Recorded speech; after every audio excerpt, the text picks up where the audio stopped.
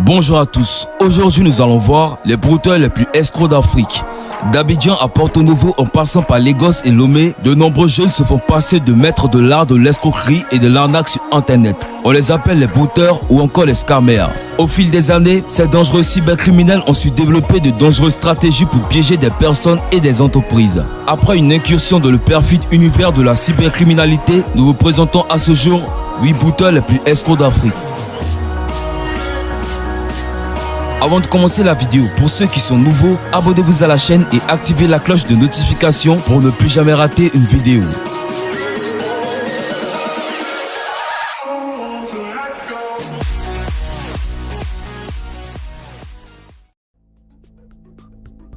Michel Kazem.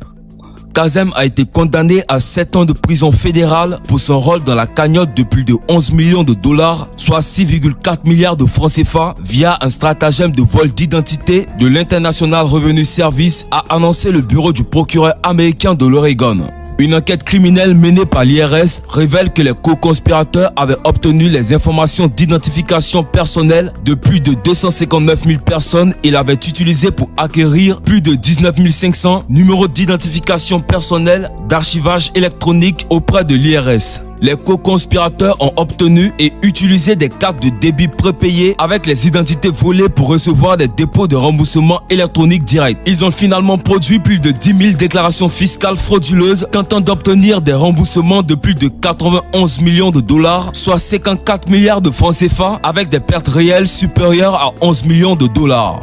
2,1 millions de dollars ont été envoyés au Nigeria. Le juge chargé de l'affaire a également ordonné à Kazem de verser 4,3 milliards de dollars en restitution. Pauvre Michel Kazem. Il avait rejoint le complot en 2013 pour aider son frère qui était en manque de moyens au Nigeria.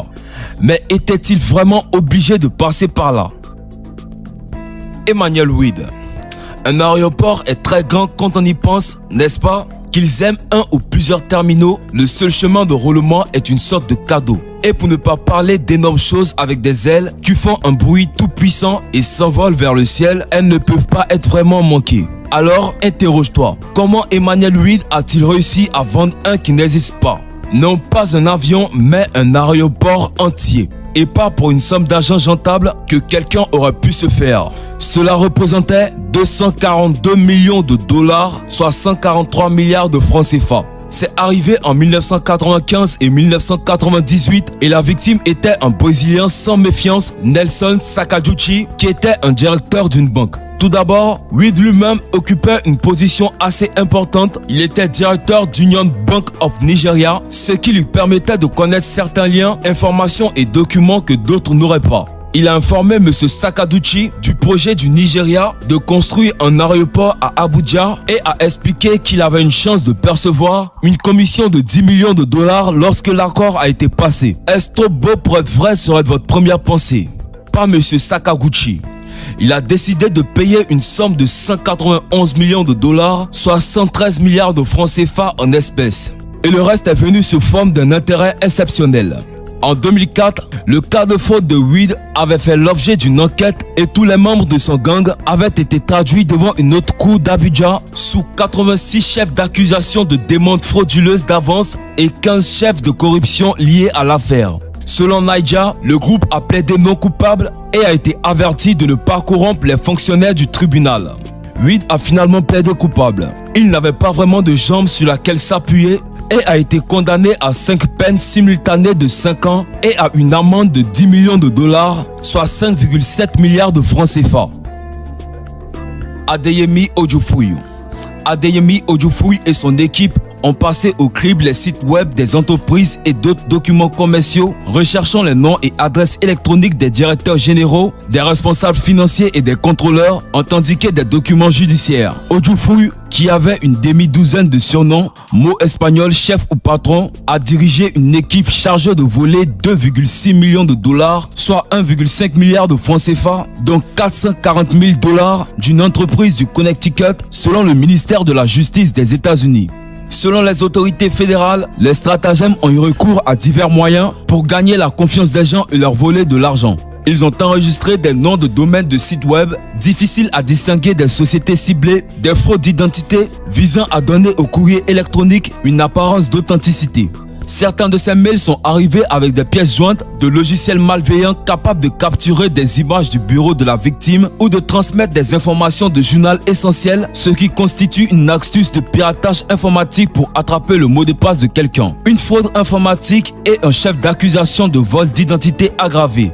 Les arrestations ont mis en lumière le nombre de personnes en chute libre pour les dernières transformations de cohue nigériennes ainsi que les pertes exorbitantes enregistrées par les entreprises américaines. Selon les chiffres du FBI, les victimes de ces escroqueries ont déclaré des pertes de 275 millions de dollars en 2015, soit 162 milliards de francs CFA. En 2017, les pertes avaient plus que doublé pour atteindre 675 millions de dollars, soit 397 milliards de francs CFA. Et au premier trimestre de l'année suivante, plus de 4000 victimes ont déclaré des pertes de 685 millions de dollars.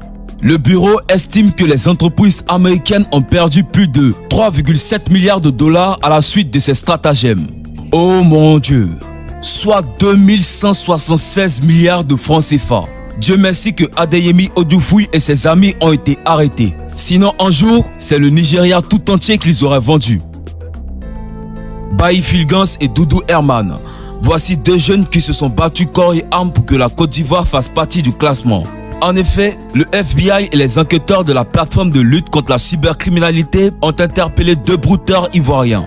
Et bien sûr, il s'agit de Bailly Fulgence et Doudou Herman, tous deux membres d'un vaste réseau criminel. Les délinquants étaient activement recherchés depuis de longs mois par les différents services de lutte contre la cybercriminalité à travers le monde. Ces derniers auraient escroqué plus de 2 millions de dollars américains, soit 990 millions de francs CFA. Bailly Fulgence a été interpellé à son arrivée à l'aéroport Félix Houphouët-Boigny par le vol Royal Air Maroc. Ce dernier s'avérait après enquête être un récidiviste qui a déjà écopé d'une peine de 5 ans de prison au Sénégal pour vol de carte de crédit. Son interrogation conduira à l'interpellation de Doudou Herman, présenté comme le présumé cerveau du réseau criminel. Selon les informations reçues, les brouteurs s'étaient spécialisés dans les escroqueries sophistiquées de type phishing, technique d'arnaque consistant à usurper l'identité d'une entreprise en invitant ses clients à se connecter en ligne par le biais d'un lien hypertexte. Ensuite, ils demandent la mise à jour des informations, numéro de carte de crédit, mot de passe, etc. Les concernant sur un site web factice, copie conforme du site original en prétextant par exemple une mise à jour du service, une intervention du support technique, etc. Toujours selon nos informations, alors que l'enquête est toujours en cours, deux agents du FBI se sont rendus dans les locaux des enquêteurs pour faciliter leur service, le DITT et le PLCC et son directeur Stéphane Conan qui les reçut à son bureau. Les délinquants seront finalement condamnés de longues années en prison. Adama Ouattara dit Adamo de Genève. Ne vous faites pas des idées, ce n'est pas une star de foot ou un homme politique ou bien d'autres. Adamo de Genève était le brouteur le plus recherché d'Abidjan. Il avait arnaqué 65 000 €, voire plus de 40 millions de francs CFA à une Française usurpant l'identité d'un Canadien. Vous savez ce que ce jeune a fait pour avoir 40 millions de francs CFA? Il a vendu la forêt du Banco. Et ce n'est pas la première fois qu'un jeune Ivoirien vend la forêt du Banco. C'est une arnaque bien peaufinée dans laquelle les premiers complices sont aux mains de la police. J'ai entendu dire qu'il y en avait un qui avait vendu la forêt du Banco à des milliards de francs CFA. Pauvre forêt du Banco. Mike.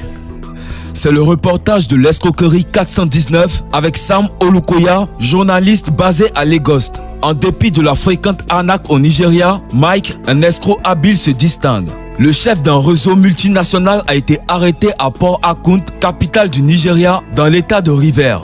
Le réseau, composé de plus de 40 personnes réparties au Nigeria, en Malaisie et en Afrique du Sud, était à l'origine d'arnaques mondiales d'une valeur de 60 millions de dollars, soit 36 milliards de francs CFA. Il est soupçonné d'avoir piraté des comptes de certains établissements de petite et moyenne taille et de l'utiliser pour demander aux gens de payer de l'argent sur des comptes qu'il contrôlait, explique Olukoya. Il y a tellement de gens qui essaient de faire cette affaire. C'est une entreprise florissante. Premièrement, il est si facile d'établir que vous n'avez pas besoin que de quelques centaines de dollars pour acheter un ordinateur, pour acheter Internet, pour acheter des données et c'est une entreprise, déclare Olukoya. Bien que le Nigeria ne soit pas le seul pays à mener des fraudes anticipées, 51% de ces fraudes proviennent de l'Afrique de l'Ouest selon le rapport de Microsoft. Castle Kyo. Rien de tel de voir 100 millions de dollars d'or de vos propres yeux, soit 58,9 milliards de francs CFA. Castle Kyo, de nationalité libérienne. Pour l'homme arnaqué, cette carrière internationale a commencé il y a 3 ans lorsqu'il reçut un appel d'un associé lui parlant d'un mineur au Libéria, Castle Kyo, qui, à tout point de vue, était une réussite à succès au Libéria. Il a fondé l'une des équipes de football les plus éminentes du Libéria. Il était philanthrope dans sa communauté pauvre et, a-t-on dit à l'homme d'affaires, Kyo était un exploitant minier doté d'un entrepôt d'or et de diamants d'une valeur de plusieurs centaines de millions de dollars. Alors que tout cela était faux. Après cela, l'homme arnaqué voulait être de la partie. Kyo avait produit le même spectacle pour tant d'autres en utilisant encore plus de télé-réalité. Dans certains cas, des fourgons à l'épreuve, des balles gardées par des hommes armés laisseraient tomber l'or. Selon M. Kyo, des investisseurs du monde entier y ont participé, y compris des investisseurs des États-Unis, des Émirats Arabes Unis, d'Afrique du Sud, d'Inde, d'Iran, d'Arabie Saoudite et du Qatar. Segbegnon. Segbegnon, réputé comme escroc international. Le jeune âgé de 25 ans a été arrêté par Interpol Bénin après avoir réussi à escroquer 130 millions de francs CFA à des opérateurs européens, dont un Suisse et 2 Italiens. Selon les informations rapportées par la presse, le jeune Guerman, comme on l'appelle à Cotonou, a réussi à arnaquer ses victimes en leur faisant croire qu'il avait des objets de décoration de grande valeur colisés dans des conteneurs au Canada et qu'il veut les céder à quelques centaines de millions de francs CFA. Toujours selon nos sources, le jeune qui vivait dans un luxe insolent avait reconnu les faits qui lui étaient reprochés, même s'il dit n'avoir pas réussi à entrer en possession de la totalité de la somme mise en charge. Sur instruction du procureur de la République, le compte bancaire du jeune escroc, aujourd'hui maintenu dans les liens de la justice, a été gelé et ses biens, meubles et immeubles saisis. Au nombre de ses biens, on dénombre une villa et 3 voitures de luxe. Voilà, c'est tout pour cette vidéo. Si vous avez aimé la vidéo, n'oubliez pas de la liker et de la partager avec vos amis. Et si vous aimez les vidéos de David fait les top et vous n'êtes pas encore abonné, cliquez sur abonner juste en bas de la vidéo et activez la cloche de notification. Cependant, on se dit à bientôt pour une nouvelle vidéo.